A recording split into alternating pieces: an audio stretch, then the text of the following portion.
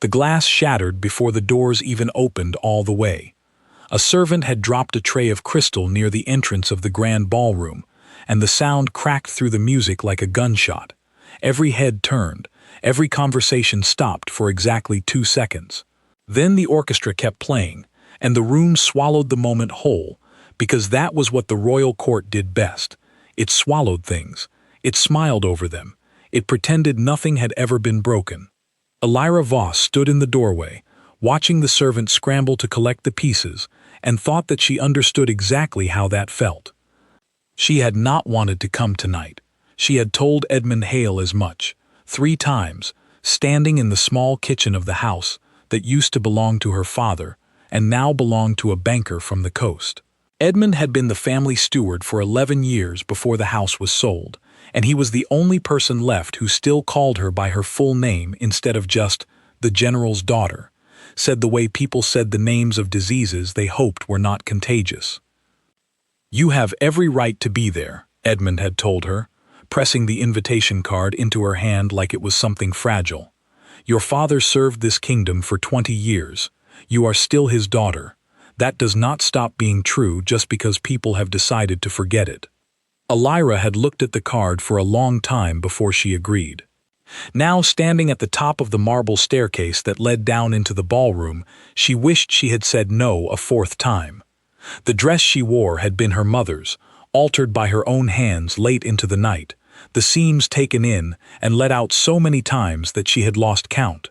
It was a deep blue that had probably been fashionable 11 years ago, and she knew, the moment she stepped through the doors, that 11 years was a very long time in a room like this. She could feel eyes moving over her the way hands move over a coin to check if it is real.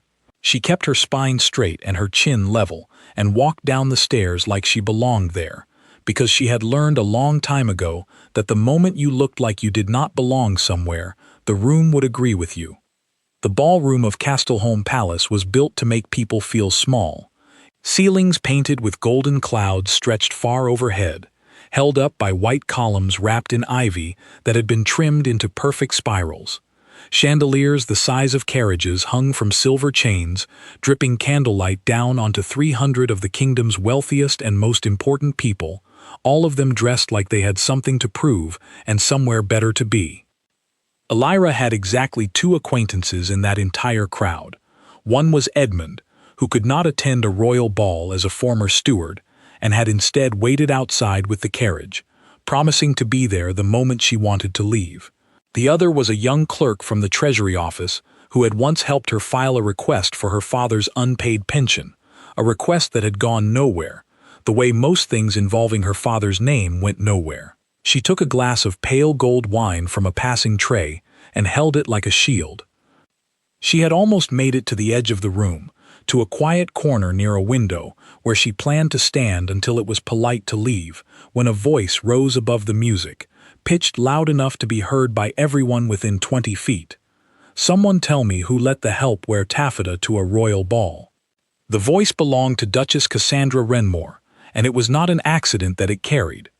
Cassandra stood near the center of the room in a gown of deep crimson silk, embroidered with real gold thread, surrounded by a small circle of nobles who laughed the way people laugh when they are relieved that someone else is the target tonight. She was beautiful in the sharp, deliberate way of someone who had spent a lifetime being told that beauty was a kind of currency, and she had learned to spend it wisely. Her dark hair was pinned with diamonds. Her smile did not reach her eyes, not even a little. Elira did not turn around at first. She had been mocked by better tailors than Cassandra Wrenmoor, by people with far more reason to look down on her, and she had survived every single one of those moments by refusing to give them the satisfaction of a reaction. But the Duchess was not finished. "I do wonder," Cassandra continued, drifting closer, her crimson skirts sweeping across the polished floor, "if she wandered in from the kitchens looking for the wine cellar, perhaps someone should escort her back before she embarrasses herself further." The circle around Cassandra laughed again, softer this time, testing to see how far the joke would go before it became cruelty instead of wit. Somewhere in that laughing group, a man's voice muttered something about taffeta and moth holes, and someone else made a small, sharp sound of amusement that cut through Elira like a blade she had felt many times before. Elira turned around slowly. She looked at the Duchess with an expression that held no anger, no shame, and no fear, only a kind of tired patience that unsettled Cassandra more than any insult could have. "I came for the music," Elira said quietly, "not the company."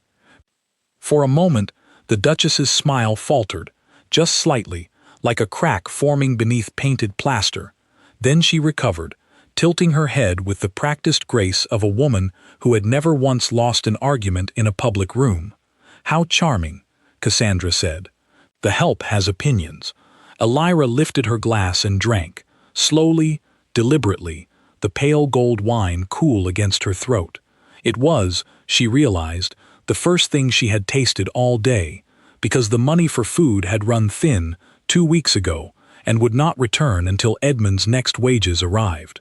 She let the taste linger, savoring it, refusing to let the Duchess see that the insult had landed anywhere at all. The orchestra shifted into a new piece, something slow and sweeping, and several couples moved toward the center of the floor to dance. Cassandra's circle began to drift away, drawn by the music and the promise of better entertainment elsewhere, and Elira thought, with something close to relief, that the moment had passed. She was wrong, because across the ballroom, near the raised dais where the royal family traditionally sat and rarely left, King Aldrich Thane had gone very still.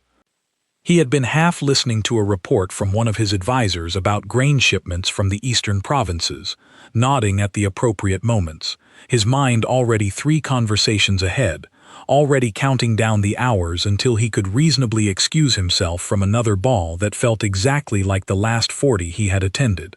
He had learned, over the years, to be present in his body while his thoughts wandered somewhere far more useful. It was a skill that had served him well as a king who was expected to attend everything and enjoy very little of it. But something in the room had shifted, and his attention, without his permission, had followed it.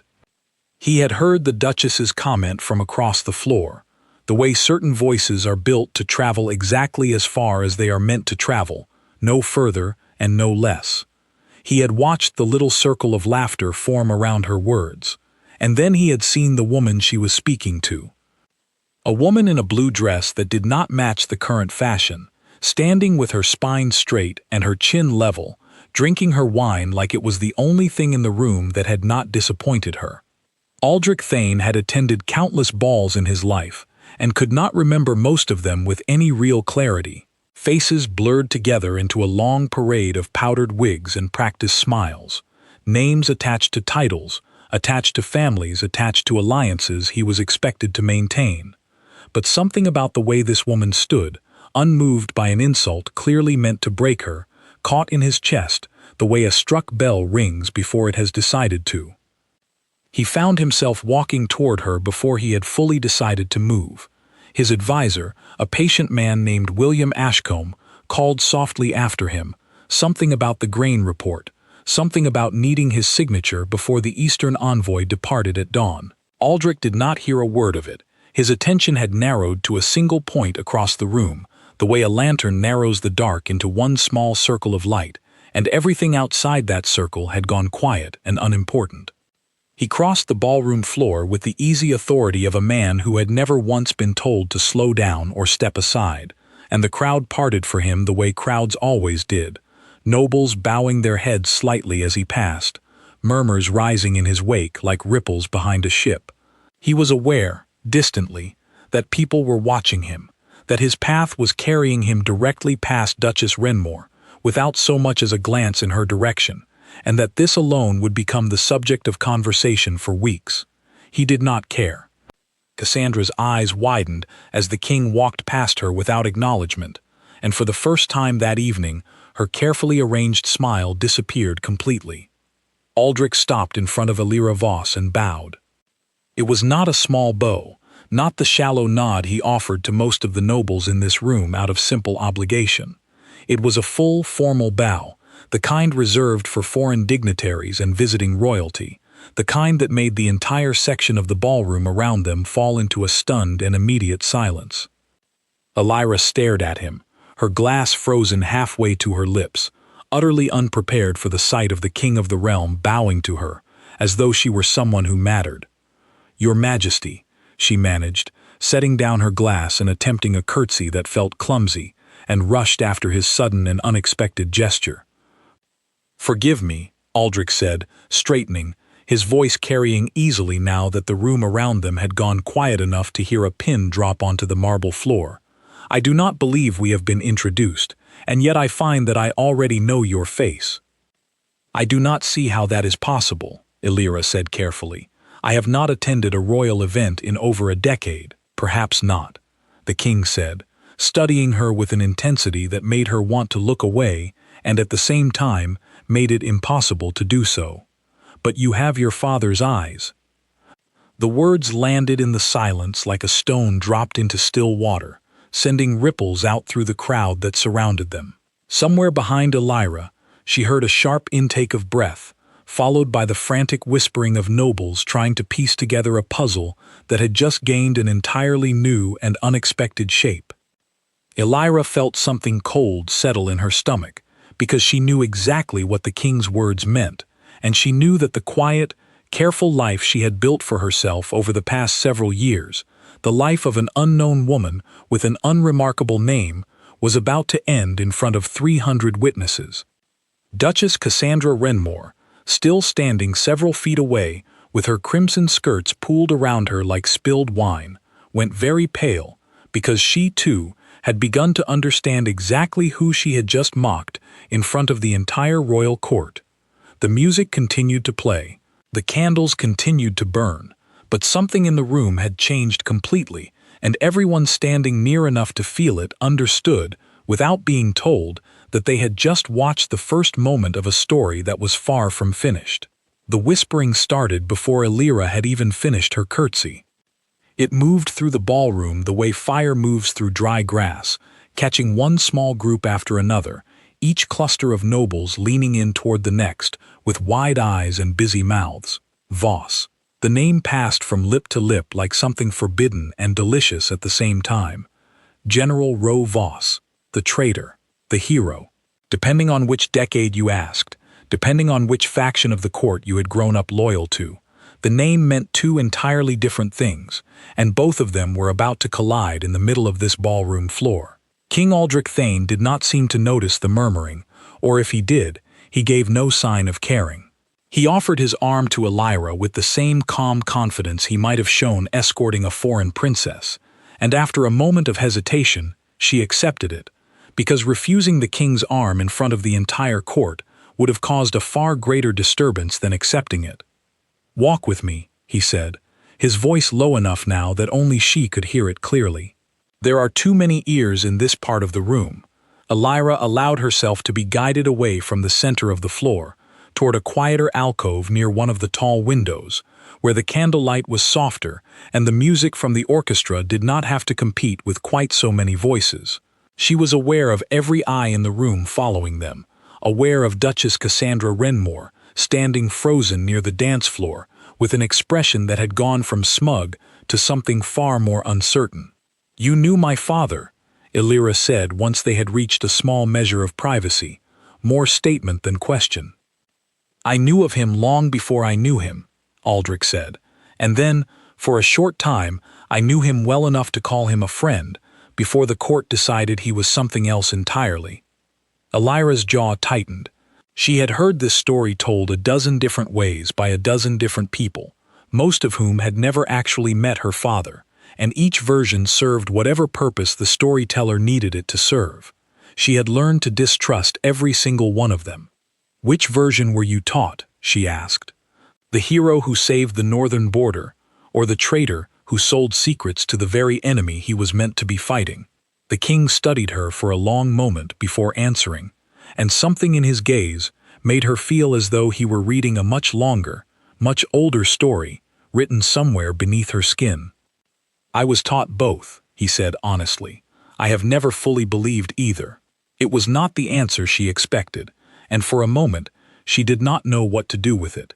Most people who spoke of her father fell firmly into one camp or the other, certain of their version of events, unwilling to entertain the possibility that the truth might be something more complicated, something that did not fit neatly into a single word like hero or traitor. "He died before I was old enough to ask him the questions that mattered," Illyra said quietly. "And everyone who might have answered them for me disappeared along with our family's fortune." Aldrich's expression shifted, something that might have been sympathy passing briefly across his features before he schooled it back into the careful neutrality expected of a king in public. "I remember his funeral," he said. "I was young, barely more than a boy, brought along because my father insisted on attending, despite the scandal surrounding your family's name at the time. I remember a girl standing at the front of the gathering who did not cry, not once, even while grown men around her wept and argued in the same breath." Illyra felt something tighten in her chest at the memory, a memory she had spent years trying to bury beneath more useful, more practical thoughts. "I had already used up all my tears by then," she said. "There was nothing left for an audience." Nearby, hidden just out of easy sight behind a marble column, Duchess Cassandra Wrenmoor stood with her closest companion, Lady Beatrice Colton, both women watching the quiet exchange between the king and the unknown woman with growing alarm. "Tell me you know something useful about her," Cassandra hissed, her earlier confidence completely drained from her voice. "Tell me this is some elaborate misunderstanding that will resolve itself before the end of the evening." Lady Beatrice, a woman whose entire social value rested on knowing things before anyone else did, shook her head slowly, her eyes fixed on the alcove where Illyra and the king stood talking. "General Ro Voss had one daughter," she said. "She would be exactly the right age, the right coloring. I always assumed she had died quietly somewhere after the family's fall from grace. No one has spoken of her in years." "Then how does she know the king well enough for him to bow to her like visiting royalty?" Cassandra demanded, her voice climbing dangerously close to the pitch that had gotten her into trouble in the first place. "She may not know him at all," Beatrice said carefully. "It may simply be that His Majesty recognizes an injustice when he sees one performed in his own ballroom, in front of his own court, by a duchess who ought to know better than to mock a woman without first learning who she is." Cassandra's face went the color of old parchment. Across the room, Captain Oliver Bramwell, head of the palace guard, had noticed the sudden shift in the evening's atmosphere and made his way quietly toward the king's advisor, William Ashcombe, who stood near the dais, looking as though someone had just handed him a puzzle with several missing pieces. "Should I be concerned?" Bramwell asked in a low voice, his eyes tracking the king's position across the room. Ashcombe let out a long breath. "His Majesty has just bowed to a woman no one invited, in front of the entire court, and called her the daughter of a man half this room still considers a traitor to the crown," he said. "I have served this king for 11 years, Captain, and I have never once seen him do anything so unplanned." "Is that a problem?" "That," Ashcombe said, watching Aldrich lean slightly closer to hear something Illyra had said, his expression unusually soft for a man who typically kept his feelings locked as tightly as the royal treasury, "depends entirely on what happens in the next hour." Back in the alcove, Illyra had begun to relax, just slightly, into the strange privacy the king had created for them in the middle of a crowded room. It was a peculiar kind of safety, being surrounded by hundreds of watching eyes and yet somehow shielded from them by the simple fact that no one dared approach the king uninvited. "May I ask you something honestly?" Aldrich said. "You are the king," Illyra replied, a faint, dry note entering her voice for the first time that evening. "I am not certain honesty is optional when you ask." A small, unexpected smile crossed his face, quick and genuine, gone almost as soon as it appeared. "Fair enough," he said. "Then let me ask it as a request rather than a command. Why did you come tonight, when you must have known how this room would treat you?" Illyra considered the question for a long moment, turning her half-empty glass slowly in her fingers. "Because my father served this kingdom for 20 years, she said finally, "and whatever anyone believes about how his story ended, that service was real. I came because I was tired of hiding from a room that had already decided who I was before I ever walked through the door. I wanted to walk through it anyway. Aldrich nodded slowly, something in his expression settling into a quiet, private kind of respect. That, he said, took more courage than most of the people in this ballroom have shown in their entire lives. Before Elira could respond, a soft chime rang out from the direction of the orchestra, signaling the approach of the formal dinner that traditionally followed the opening hours of a royal ball. The crowd began to shift and reorganize itself, nobles moving toward the long banquet hall that adjoined the ballroom, their earlier gossip momentarily set aside in favor of the promise of food and wine.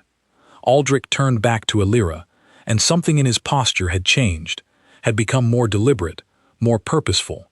"I would like you to join me at the head table," he said, "as my personal guest." The words sent a fresh wave of murmuring through the nearby crowd, loud enough this time that several heads turned openly to stare. Elira felt her pulse quicken, not from fear this time, but from the sudden, dizzying understanding that whatever door had just opened in front of her could not easily be closed again. "Your Majesty," she said carefully, "that is an invitation that will not go unnoticed." "No," Aldrich agreed, offering his arm once more. "It will not. I find, tonight, that I no longer care." Across the room, Duchess Cassandra Wrenmoor watched the king lead the unknown woman in the outdated blue dress toward the head table, past a room full of nobles who had, only an hour earlier, laughed along with her cruel little joke. Now those same nobles watched Elira Voss with an entirely different expression, one caught somewhere between fascination and fear, the particular fear reserved for people who have just realized they mocked someone they should have taken the time to understand first. Cassandra's hands trembled slightly as she reached for a fresh glass of wine, and for the first time, in a very long while, she found that her carefully practiced smile refused to come when she called for it. The banquet hall smelled of roasted meat, warm bread, and melted butter, and Elira Voss had to work very hard to keep her expression calm as she was seated at the head table, close enough to the king that every servant in the room seemed to be watching her out of the corner of their eye. It had been 2 weeks since she had eaten a full meal. She had told no one this, not even Edmund, because pride was one of the few possessions the family's fall from grace had left her, and she was not willing to surrender it easily. But now, faced with a table covered in more food than she had seen in a single place in years, she found it almost impossible to keep her attention where it belonged, which was on the conversation happening around her rather than on the golden loaf of bread sitting just within reach of her hand.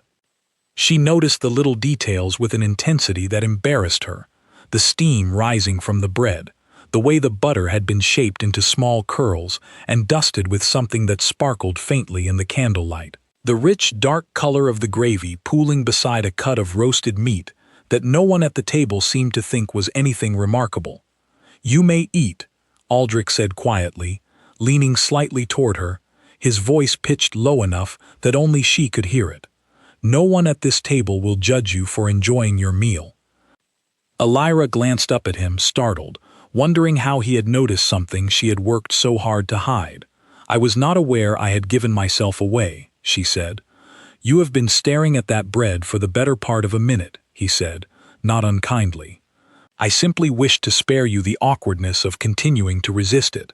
She felt heat rise in her cheeks, embarrassment mixing uncomfortably with relief, and she reached for the bread with as much dignity as she could manage, tearing off a small piece and eating it slowly, savoring the warmth of it, the simple, uncomplicated comfort of it.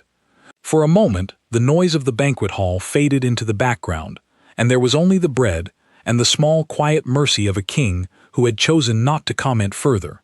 Further down the long table, Duchess Cassandra Wrenmoor sat picking at her food without appetite, her earlier confidence replaced by a tight, anxious energy that made her husband, Duke Henry Wrenmoor, glance at her with open concern. "You are unusually quiet tonight," Henry murmured, refilling his own wineglass. "I made an error," Cassandra admitted, her voice barely above a whisper, "a significant one." "The comment about the woman in blue," Henry said. "It was not a question." Word of the exchange had already traveled the length of the banquet hall twice over. I did not know who she was, Cassandra said, a note of genuine distress creeping into her voice for the first time that evening. How could I have known? She looked like nobody. She dressed like nobody. And yet the king rose for her before he rose for you, Henry said quietly. Before he rose for anyone. That is not a small thing, Cassandra, and pretending otherwise will not make it disappear. Cassandra set down her fork, her appetite entirely gone now. She glanced down the table toward Elira, who was speaking quietly with the king, an easy, unforced conversation that seemed to require no effort at all, the kind of conversation Cassandra herself had spent 3 entire seasons trying and failing to create with Aldrich Thane. I need to know more about her, Cassandra said, mostly to herself. I need to understand exactly what I am dealing with before this goes any further. She caught the eye of Lady Beatrice Colton across the table and gave a small, deliberate nod, a signal the two women had used for years to indicate that a private conversation was needed, and needed urgently. Meanwhile, at the head table, William Ashcombe had taken the opportunity to approach the king under the cover of a minor question about the following morning's schedule, using the excuse to lean close and speak in a voice too low for the surrounding guests to overhear. "Your Majesty," he said carefully, "may I ask what you intend to do with this information, now that it has been made so publicly known?" Aldrich did not look away from Elira as he answered. "I intend to do what should have been done years ago," he said. "I intend to correct an injustice that has gone unaddressed for far too long." "The court will not accept her easily," Ashcombe warned. "General Voss's name still carries too much weight, in either direction. There are families in this room who lost sons on the northern border under his command, and there are families who believe he was the reason those sons were lost at all. Elevating his daughter, even socially, will reopen wounds that have taken years to close. Then perhaps those wounds were never properly closed to begin with," Aldrich said, "only covered over, the way a bad wall is covered with fresh paint, instead of being properly repaired." Ashcombe studied his king for a long moment, recognizing the particular stubbornness in his voice that had, over the years, come to signal a decision that would not be easily changed. He said nothing further, only nodded and retreated to his own seat, already turning over in his mind the various political consequences that would need to be managed in the coming days. Elira, unaware of the full weight of the conversation happening just beside her, found herself relaxing slightly for the first time that evening, the warmth of the meal and the wine loosening something in her chest that had been wound tight for years. "Tell me about your father," Aldrich said, turning back to her once Ashcombe had withdrawn. "Not the version the court remembers, the version you remember." Elira was quiet for a long moment, watching the candlelight flicker across the surface of her wineglass. "He used to sing," she said finally, a small, surprised laugh escaping her at the memory. "Terribly. Completely out of tune. My mother used to beg him to stop, and he never did, not once, not even when she threatened to make him sleep in the stables." "That does not sound like the man described in most official reports," Aldrich said, a faint smile touching his mouth. "Most official reports were not written by people who actually knew him," Elira said, the warmth in her voice fading slightly as an older, harder edge crept in. "They were written by people who needed a villain, or a hero, and my father was never entirely either. He made mistakes. Serious ones, near the end. I do not defend all of his choices. But he was also a man who sang badly in the mornings, and cried at his own daughter's birth in front of an entire regiment of soldiers who teased him about it for years afterward." Aldrich asked gently, "If you are willing to speak of it." Elira's hand tightened slightly around the stem of her glass, and for a moment, something flickered across her expression, a shadow passing quickly, and then gone, like a bird crossing in front of the sun. "A decision was made under impossible circumstances," she said carefully. "People died because of it. Other people would have died if a different decision had been made instead. History remembers only the first half of that sentence." She did not elaborate further, and Aldrich, sensing the fragile edge of the subject, did not press her for more. Instead, he allowed a comfortable silence to settle between them, filled only by the low murmur of the banquet hall, and the gentle notes of the orchestra drifting in from the adjoining ballroom. It was during this quiet moment that Lady Beatrice Colton approached the head table under the pretense of offering her congratulations to the king on the excellent quality of the evening's wine, her true purpose far less innocent. "Your Majesty," she said, offering a graceful curtsy, "the wine tonight is truly remarkable. I do hope you will forgive my forwardness, but I find myself curious about your charming guest. Might I ask which family she hails from? I do so hate to be the only one at this table who cannot place her lineage." The question was delivered with perfect politeness, wrapped in the kind of courtly language that made cruelty sound like curiosity, and Elira recognized the tactic immediately, having endured 100 smaller versions of it throughout her childhood. Before she could answer, Aldrich spoke instead, his voice carrying the easy, unbothered confidence of a man accustomed to controlling every room he entered. "This is Elira Voss," he said simply, "daughter of General Roe Voss, and my personal guest this evening. I trust that answers your question thoroughly enough." The name landed across the surrounding tables like a stone dropped into still water, and Elira watched Lady Beatrice's carefully composed expression falter for just a moment before she recovered it, offering a shallow curtsy and a murmured word of thanks before retreating quickly back toward Cassandra, no doubt eager to deliver her findings. "You did not have to do that," Elira said quietly, once Beatrice had gone. "I know," Aldrich said. "I wanted to. There is a difference between hiding a truth out of necessity and hiding it out of shame. I have no interest in helping this court pretend that you are something you are not, or that your father was something simpler than the complicated man he actually was." Elira looked at him for a long moment, something in her chest loosening slightly further, a tension she had carried for so long that she had almost forgotten what it felt like to set it down, even briefly. She said nothing, because there was nothing simple enough to say that would not sound foolish spoken aloud in the middle of a crowded banquet hall, but she allowed herself, for just a moment, to feel something close to safety. It did not last.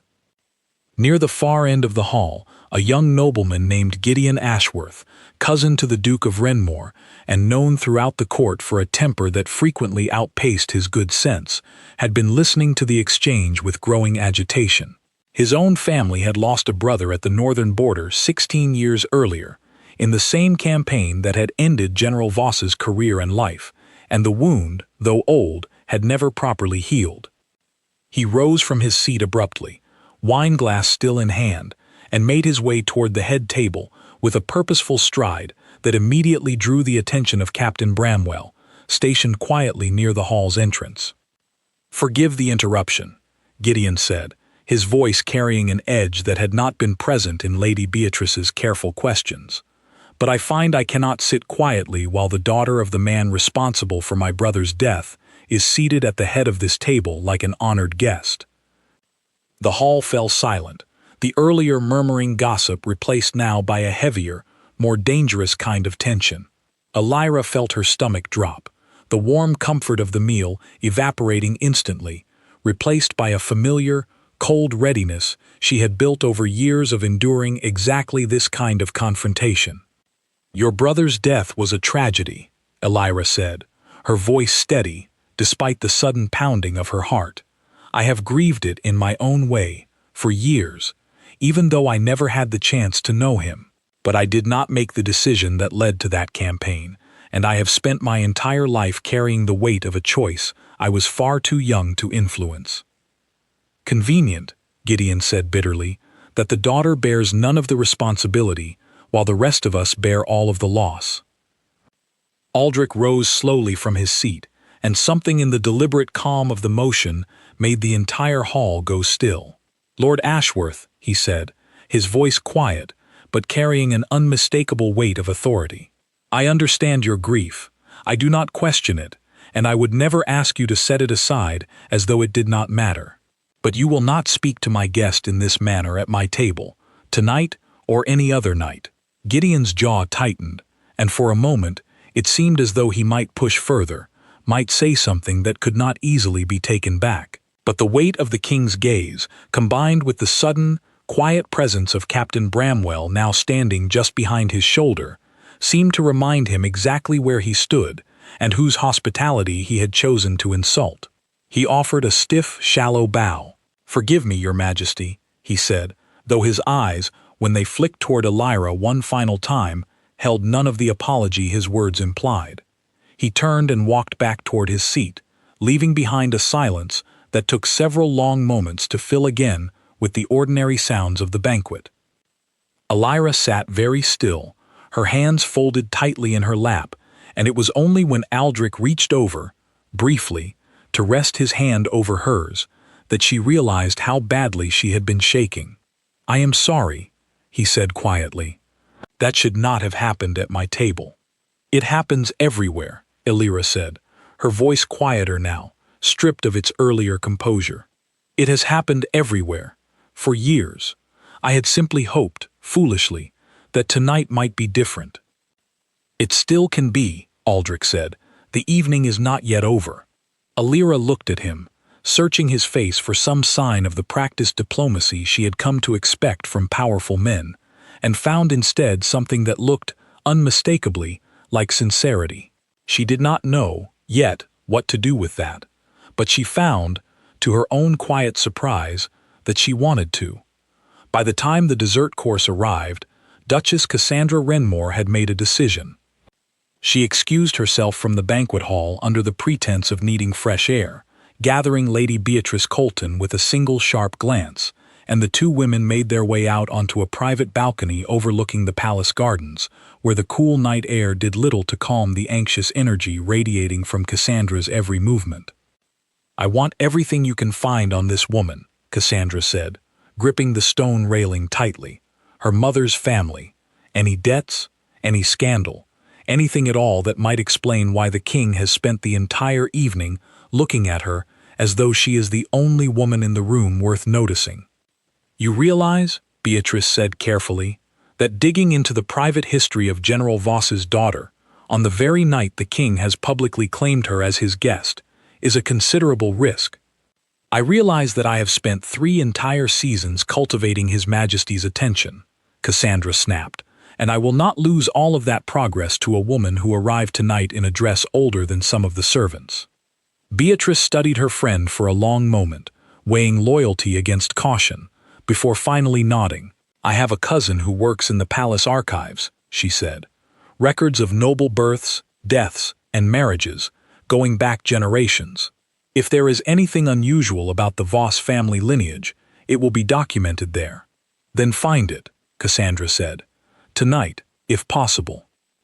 What Cassandra did not know, and what Beatrice's cousin would discover only hours later, buried deep within a dusty ledger that had not been opened in over 2 decades, was a detail about the Voss family history that would change the entire shape of the evening far more dramatically than either woman could have anticipated. Back in the banquet hall, Elira had slowly regained her composure following Gideon Ashworth's confrontation, though the shaking in her hands had not fully subsided, and she found herself grateful for the quiet presence of the king beside her, steady and unbothered by the tension that still lingered in the room like smoke after a fire. "Does that happen often?" Aldrich asked quietly, once the dessert plates had been cleared and the orchestra's music had shifted into something softer, meant to accompany quiet conversation rather than dancing. "People confronting you about your father?" "More often than I would like," Elira admitted, "though rarely in front of an audience quite this large. I imagine that makes it worse." "It makes it different," Elira said. "Private cruelty you can absorb quietly and carry alone. Public cruelty asks you to perform your own dignity in front of strangers who have already decided what conclusion they want to reach." Aldrich considered this for a long moment, turning his wineglass slowly between his fingers. "You speak like someone who has spent a great deal of time thinking about this." "I have had very little else to occupy my thoughts," Elira said, a faint, dry humor entering her voice. "When your family's fortune disappears and your father's name becomes a word people use as an insult, you develop certain habits of survival. Thinking carefully about cruelty happens to be one of mine." "What are your other habits?" he asked, genuinely curious now, leaning slightly closer.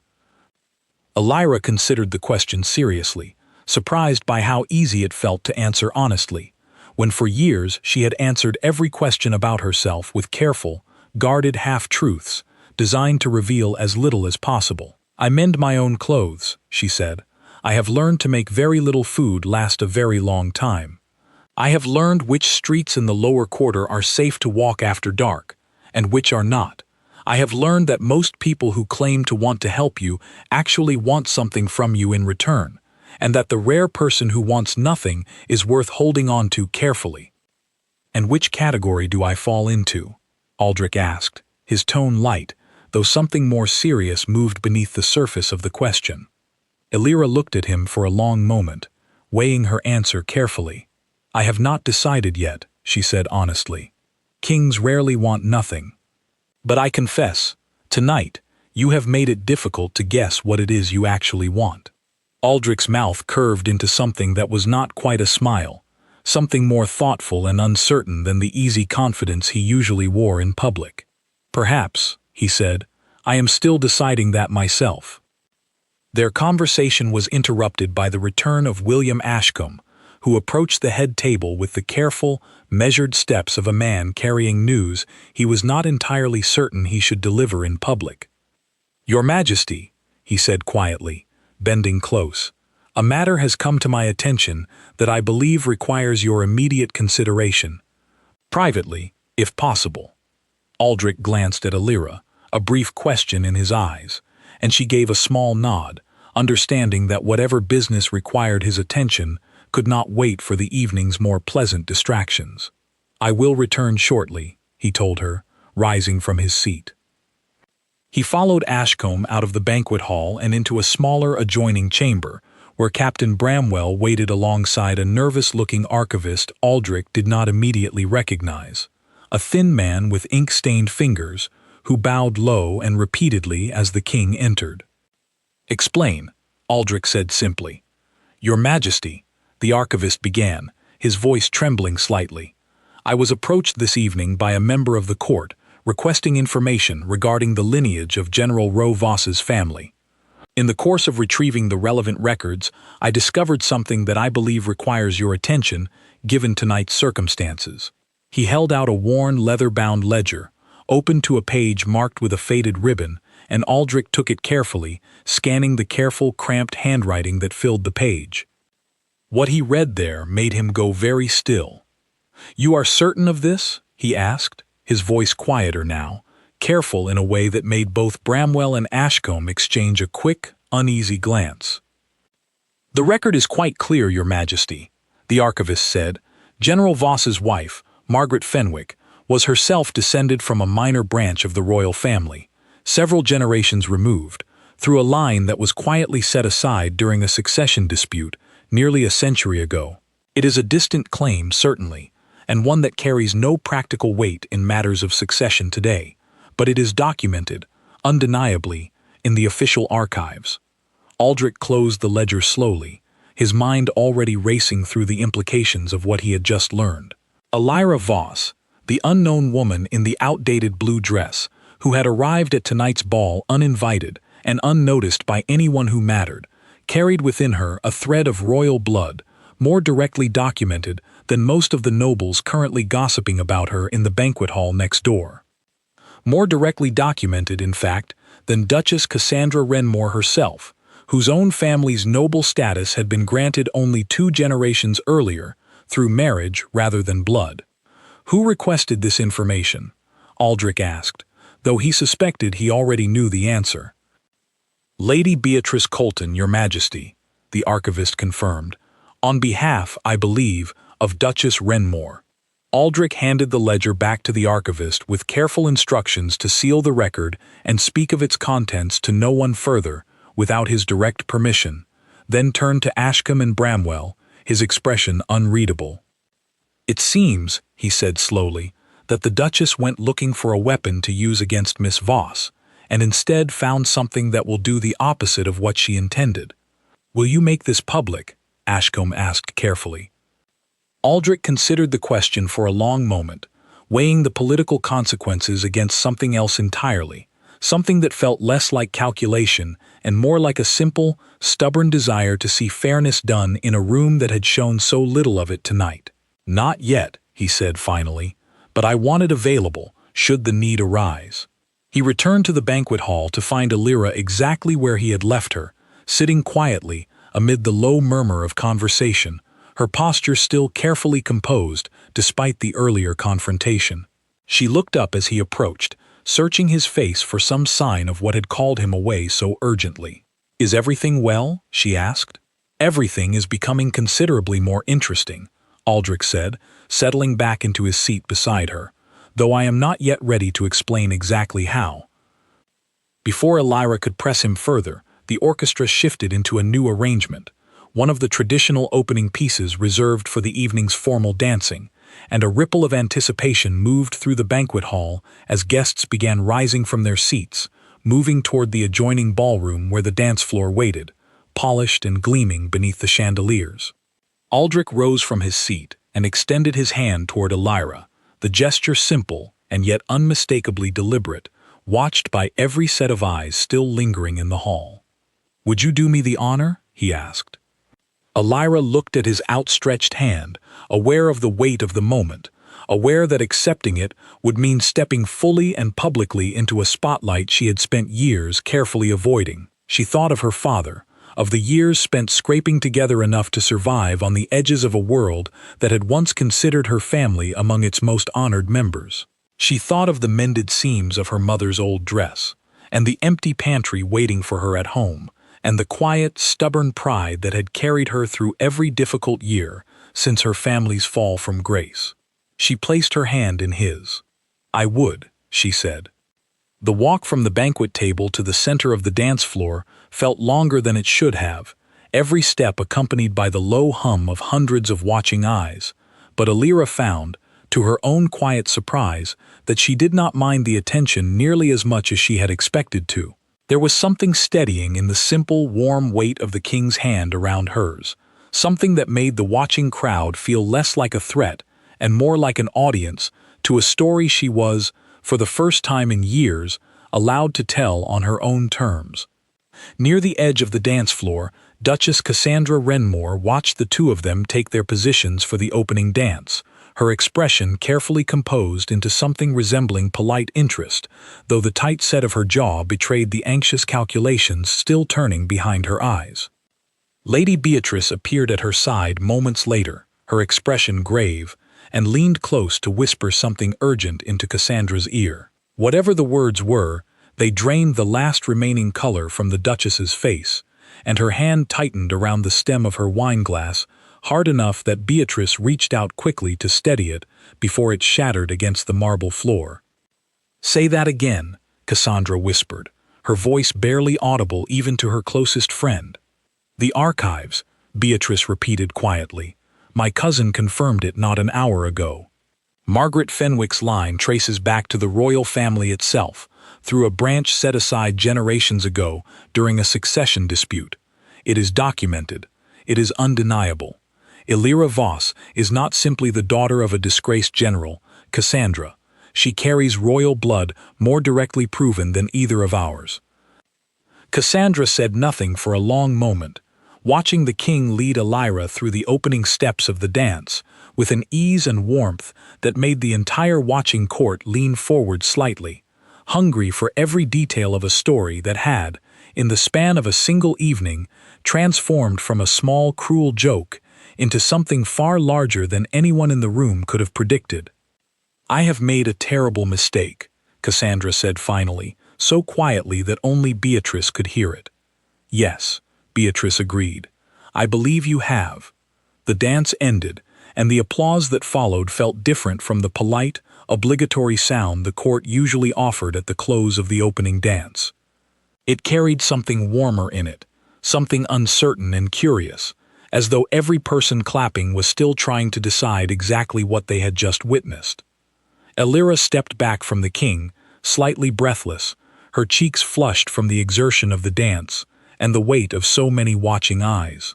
She had not danced in years, not since long before her family's fortune disappeared, and her feet remembered the steps more easily than she had expected, as though some part of her had never fully let go of the girl who once practiced those same steps in her father's study, laughing while he hummed the melody badly under his breath. "You dance beautifully," Aldrich said quietly, still holding her hand a moment longer than strict propriety required. "I had a very patient teacher," Elira said, "long before any of this happened." Before either of them could say more, a commotion near the edge of the dance floor drew the attention of the surrounding crowd. Duchess Cassandra Wrenmoor was making her way toward them, her earlier composure entirely abandoned, her steps quick and unsteady in a way that immediately silenced the nearby conversations. Captain Bramwell moved instinctively closer to the king, one hand resting near his side, but Aldrich raised a hand slightly, a silent signal that no intervention was needed, at least not yet. Cassandra stopped a short distance away, her chest rising and falling quickly, and for a long moment she said nothing at all, simply standing there under the weight of hundreds of curious stares. The very attention she had spent years courting now turned uncomfortably against her. "Your Majesty," she finally managed, her voice unsteady in a way none of the court had ever heard from her before. "Miss Voss, I owe you both an apology, and I find that I do not know how to offer one large enough to match the size of my error."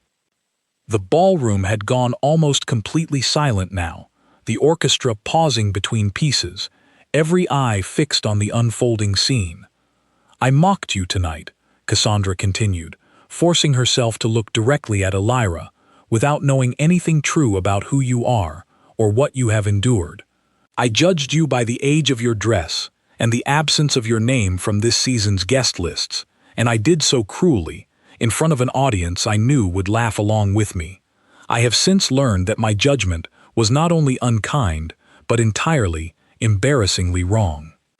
Elira studied the Duchess for a long moment, aware that every person in the room was waiting to see how she would respond, waiting to see whether the story of the evening would end in triumph, in cruelty returned for cruelty, or in something else entirely. "I do not need you to grovel, Duchess Wrenmoor," Elira said finally, her voice calm and clear enough to carry through the silent hall. "I have spent enough of my life being humiliated in front of crowds to find no satisfaction in watching someone else endure the same thing, even someone who deserves it rather more than I ever did." A ripple of surprise moved through the nearby onlookers at the unexpected grace of the response, and Cassandra's carefully composed face cracked slightly, something like genuine relief passing across her features. "What I would ask instead," Elira continued, "is that you remember, the next time a stranger arrives at one of these gatherings dressed differently than you expect, that you have no way of knowing what story they carry with them, or what they have survived to walk through that door at all. That is worth more to me than any apology spoken tonight." Cassandra bowed her head slightly, an unusually humble gesture from a woman who had built her entire identity around never appearing weak in public. "I will remember it," she said quietly. "I give you my word." The tension in the room broke slowly, the orchestra resuming its music at a gentle nod from the king, conversations gradually rebuilding themselves around the edges of the dance floor, as the immediate drama of the confrontation faded into the background hum of the evening. Aldrich guided Elira away from the center of attention, toward a quieter section of the ballroom near the same window where she had originally tried to hide before the evening's events had swept her so completely out of the shadows. "That was generous of you," he said quietly.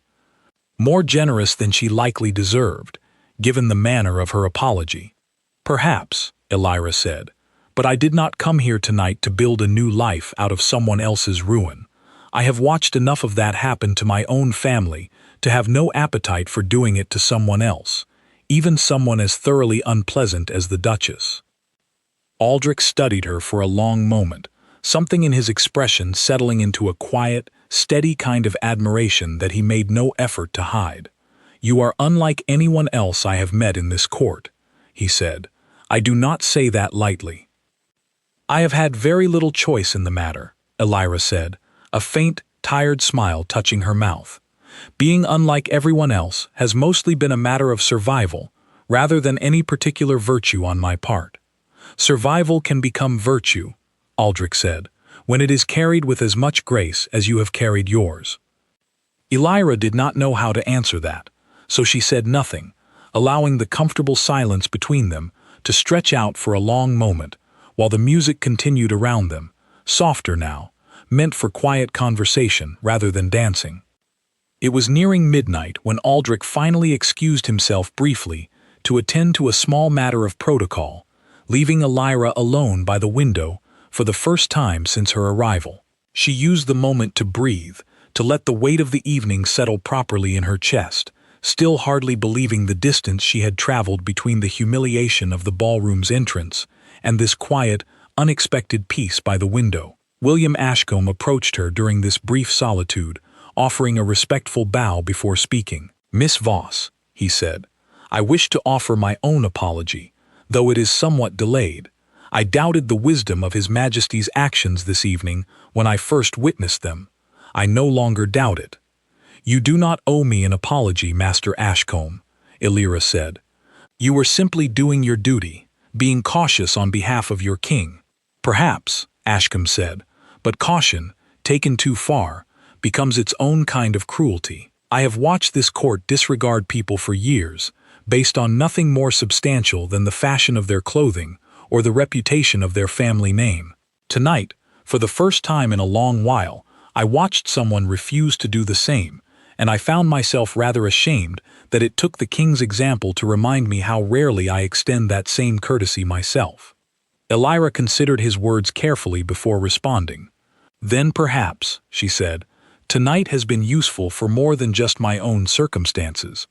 Ashcombe offered a small, genuine smile before retreating, leaving Elira once again alone with her thoughts, until the sound of footsteps drew her attention back toward the window. She expected the king's return, but instead found Gideon Ashworth standing a short distance away, his expression considerably less hostile than it had been during their earlier confrontation in the banquet hall. "I owe you an apology as well," he said stiffly, clearly uncomfortable with the admission. "My brother's death has haunted my family for 16 years, and I directed that grief at you tonight, unfairly, in a manner that reflected poorly on my own character rather than yours." "Grief rarely behaves fairly," Elira said. "I understand the impulse to direct it somewhere, even somewhere undeserving. I have done the same, in quieter, less public ways, more times than I would like to admit." "Still," Gideon said, "you did not deserve it. For what it is worth, I hope the rest of your evening proves considerably kinder than its beginning." He offered a stiff but sincere bow before departing, and Elira found herself, for the first time since arriving at the ball, entirely alone with her own thoughts, surrounded by a room that had transformed, over the course of a single evening, from a place of quiet dread into something she could hardly have imagined only a few hours earlier. Aldrich returned a short while later, finding her still standing by the window, watching the reflection of the chandeliers flicker against the dark glass. "You survived quite a gauntlet of apologies in my absence," he said, a faint note of amusement in his voice. "I did," Elira agreed, "though I confess I am not entirely certain how to hold all of this. An hour ago, I was the woman no one wished to acknowledge. Now I find myself accepting apologies from half the court." "The world can change very quickly," Aldrich said, "when someone with enough authority decides that it should." Elira turned to face him fully, studying his expression carefully. "Is that what tonight was?" she asked. "A demonstration of your authority?" "No," Aldrich said, his voice quieter now, more careful. "Tonight was the moment I recognized someone worth defending, and found that I could not simply stand by while she was made small in front of people who had no right to judge her. The authority was only the tool I happened to have available. The reason was something else entirely."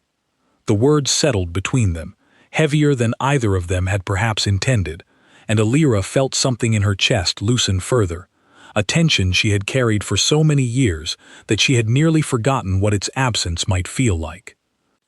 "I should return home soon," she said finally, though something in her voice suggested reluctance rather than certainty. "My steward has been waiting outside with the carriage for hours. It would not be fair to keep him waiting any longer than necessary." "Allow me to walk you out," Aldrich said. They made their way together through the thinning crowd, past nobles who now offered respectful bows rather than curious stares, past Duchess Cassandra Wrenmoor, who inclined her head slightly as they passed, a gesture of acknowledgement rather than apology, but a gesture nonetheless. They reached the grand entrance of the palace, where the cool night air greeted them after hours spent in the warm, candle-lit closeness of the ballroom. Edmund Hale waited beside the carriage exactly where he had promised to be, his expression shifting rapidly from patient boredom to open astonishment as he registered the sight of the king himself walking Elira down the palace steps. "I should have found you sooner," Aldrich said quietly, once they had reached the carriage, his voice carrying none of the practiced formality he had used throughout most of the evening. "Your father deserved a fairer accounting of his service than history has given him, and you deserved better than years spent hiding from a court that owed you an explanation, at the very least." "You cannot undo 11 years in a single evening," Elira said, though there was no bitterness in the observation, only a quiet, tired honesty. "No," Aldrich agreed, "but an evening is where every longer correction has to begin." Elira studied him for a long moment, weighing the strange sudden turn her life had taken in the span of a few short hours, weighing the uncertain shape of whatever might come next, whether friendship, alliance, or something she did not yet have the language to name. "Thank you," she said finally, "for rising first." "I imagine I will continue to do so," Aldrich said, "for as long as you allow it." Elira allowed herself a small, genuine smile, the first one that had felt entirely unguarded all evening, and reached for the hand he offered to help her up into the carriage. She held it a moment longer than courtesy strictly required, and when she finally let go, it was with the quiet, steady sense that whatever story had begun tonight, in a ballroom full of strangers, was far from finished, and that she, for the first time in longer than she could easily remember, was looking forward to seeing exactly how it continued. The carriage pulled away from the palace steps, carrying Elira Voss back through the quiet streets, toward the modest home she had left behind only hours earlier, though she found, looking back at the glowing windows of the palace fading slowly into the distance, that she no longer felt quite like the same woman who had walked through those doors uninvited and unnoticed. The court would talk about this night for months, reshaping the story 100 different ways to suit 100 different purposes, but Elira knew, sitting quietly in the dark with Edmund's familiar, steady presence beside her, that only one detail truly mattered. Before the room had learned her name, before the archives had revealed her lineage, before apologies had come from every corner of a court that had spent years pretending she did not exist, the king had risen for her first, simply because it was the right thing to do, and because, in a room full of people waiting to see what everyone else would do before deciding anything for themselves, someone finally had the courage to decide first.